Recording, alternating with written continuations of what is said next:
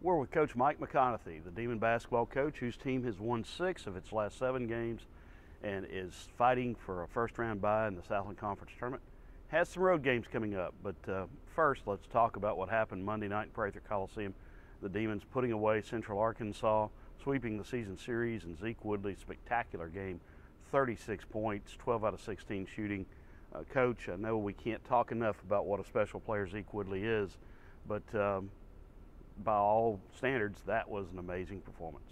It truly was, and guys like Zeke and Jalen don't come along, every year, and we're just fortunate to have both of them in our program. Zeke had an exceptional game with 12 for 16 and 10 for 11 from the free throw line, and just did a great job. And he made shots to break open the game. After we'd gotten ahead, they went to a zone.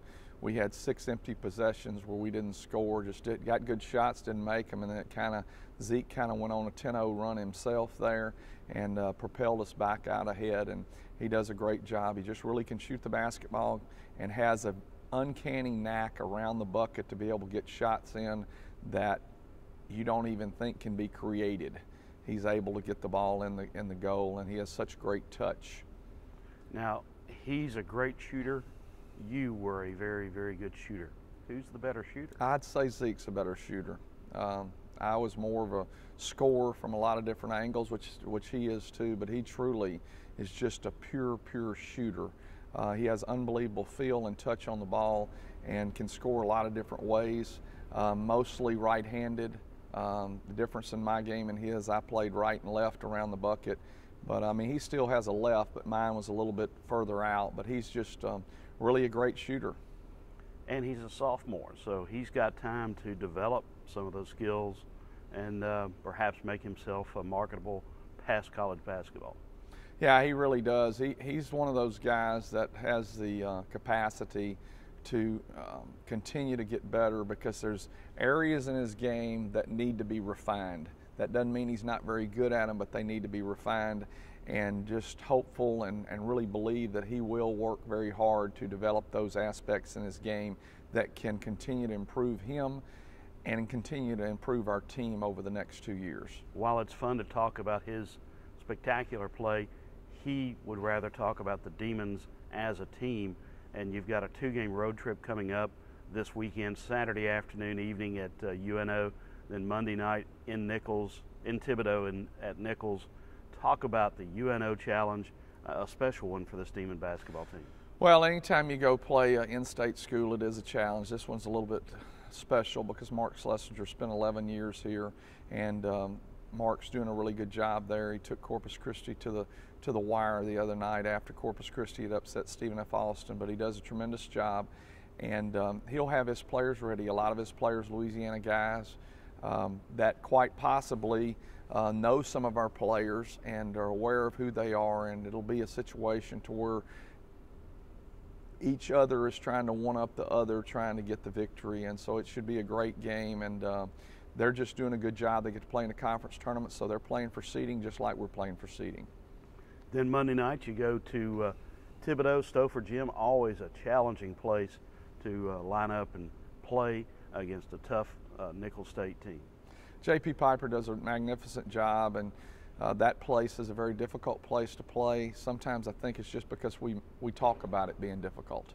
But in the end result, a lot of it has to do with Coach Piper and the aggressive type defense that he'll play there when we go to him. It's almost like they play 2 different styles on the road and versus home, but they continue to run their 5-out motion, shuffle cuts, and they do a great job with it.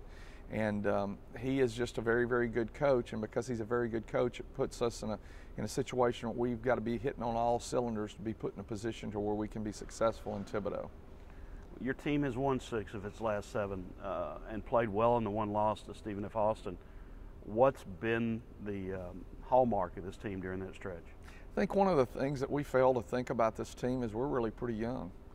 And when you put on top of that we've had so many inconsistencies in our post play because of NCAA decisions, because of finger injuries, because of ankle injuries, which we never talk about those things.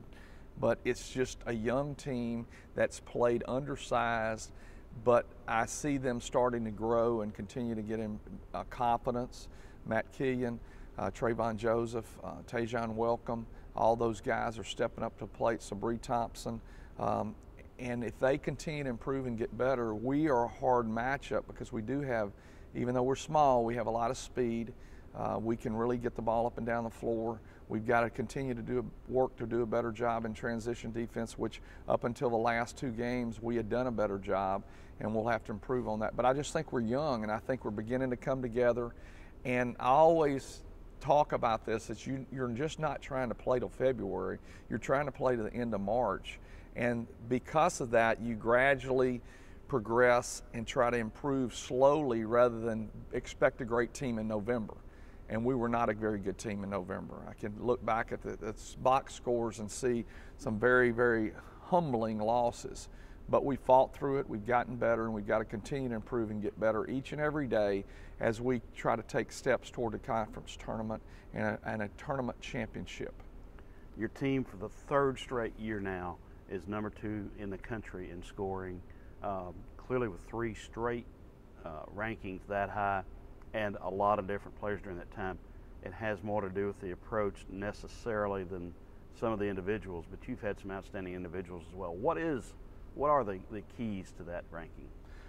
Well, I think that we work every day on trying to get the ball up the floor and run into what we call cycles and attack mode. I still don't feel like we're running like we should, but our team is built to run because that's what we try to recruit: wing runners, wing shooters, post guys that can get up and down the floor. That's why when you say, well, you know, you got this big guy, well, if he can't run, he really does not help us a lot. Ryan King, for instance, can run as fast as any guard we have, and when he runs, I've seen him make some really good plays this year, and so I think we're built to do that, and I think we've stayed true to who we are and tried to attack. We have a lot of different sets like every other team, but if we could go through a game and run nothing but what we call cycles and run into our basic power offense, I would be excited because we would be getting great things out of that because the ball would be changing side of the floor. We've had interior movement between our post guys, and we would just be very, very successful if we did that. I mean, I would like to go through a game and never have to call a set, sit over there on the side and just be quiet and watch them play, because we have a point guard in Jalen West that can direct the show. He knows what's going on. We just need all of the pieces to fall together to be effective. Marvin Frazier, one of the key components of this team, has not played in a couple of weeks now with his ankle injury. What's his status?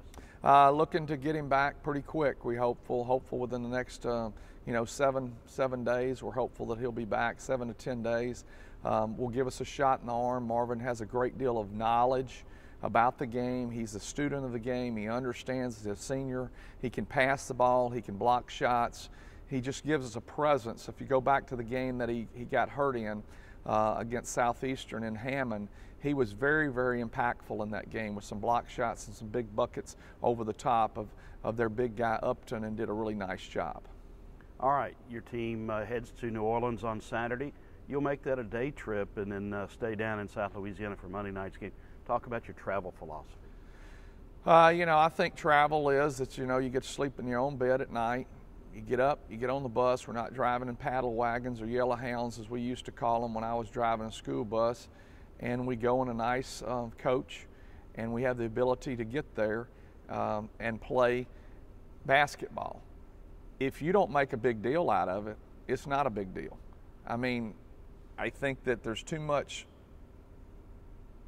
thought process that goes into, oh, we got to get down there and be down there for this period of time and get settled in. And I know that some of the most difficult days we've had have been long days to where we just sat around a motel and we didn't have any movement. I could go back to UCA up there. We get in there late on a Monday night. Next day we don't shoot till 1 or 2. We're just hanging around the motel all morning. We don't have anything to do. And it just seemed like we were lethargic all day.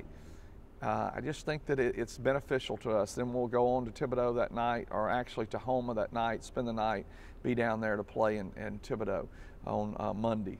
We're not going to come back and go back, but that's a pretty tough trip to do that. But that's just kind of something that we do. Most of our kids did that in high school and junior college, and that's what our coaching staff did, so that's just what we do. You still have your CDL? I do have my CDL. I'm prepared if they need me. And do you ever get the itch and say, hey, I'd like to have that bus steering wheel in my hand one more time? No, I don't get the itch. Okay, thanks, Coach.